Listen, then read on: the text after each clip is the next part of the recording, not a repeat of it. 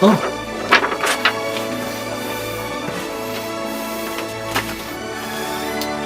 Hello. Welcome back to the Land Before Time Therapy. Tonight we'll be discussing about some lessons we can learn from the 11th movie in the Land Before Time franchise. The Invasion of the Tinysauruses. Your favorite prehistoric pals are back in an all-new adventure filled with fun and laughter. This time, the Tinysauruses invade the Great Valley to teach Littlefoot a big lesson about a little lie. Meet their new tiny friends and sing along to brand new songs, featuring the unforgettable voices of Michael Clark Duncan, who we know from The Green Mile as John Coffey, and Cameron Manheim. The Invasion of the Tinysauruses shows that heroes, friends, and families come in all shapes and sizes. Littlefoot discovers even little lies can cause big trouble. So what can we learn from this? The lie actually starts near the beginning of the movie when there's this tree full of beautiful pink flowers called tree sweets. They actually gather around a time, it was like during some kind of holiday they do, where they actually would, like a harvest season, where they would actually eat the tree sweets all together in a group. Kind of like a tradition.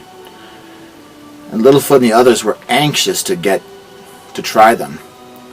But not until the time was right.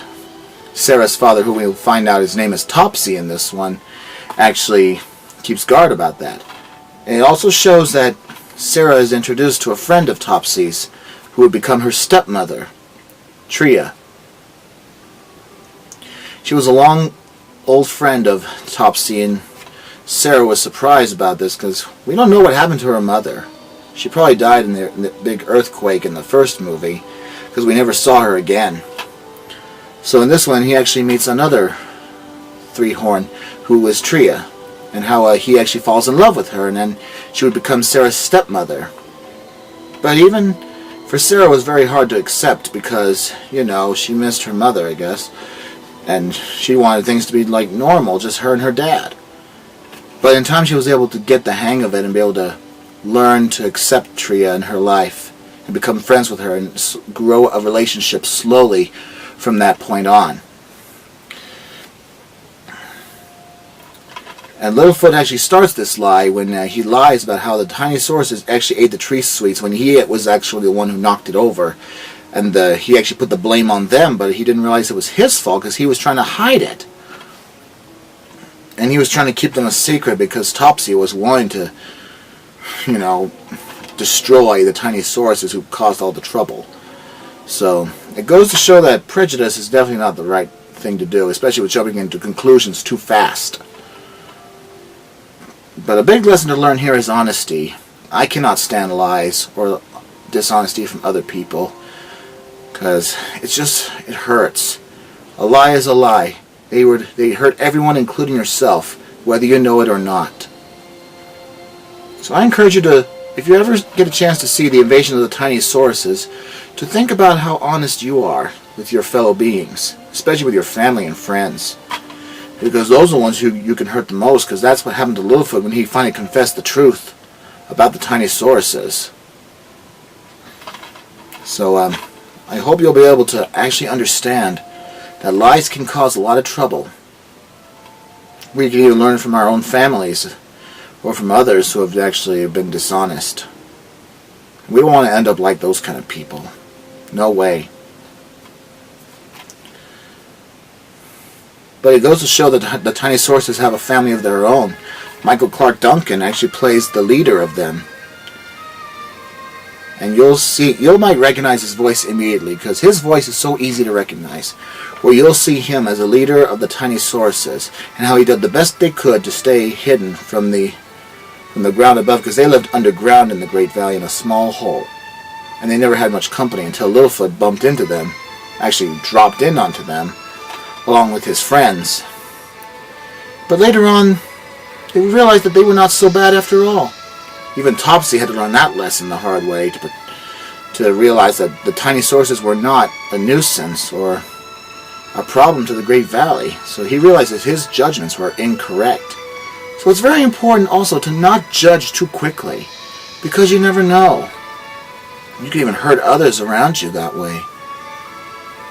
But it's very important to always to be careful how you judge, and also to be honest, even if you made a mistake. But Littlefoot kind of lied. Everything, he was kind of insulted by Sarah because he was just so little.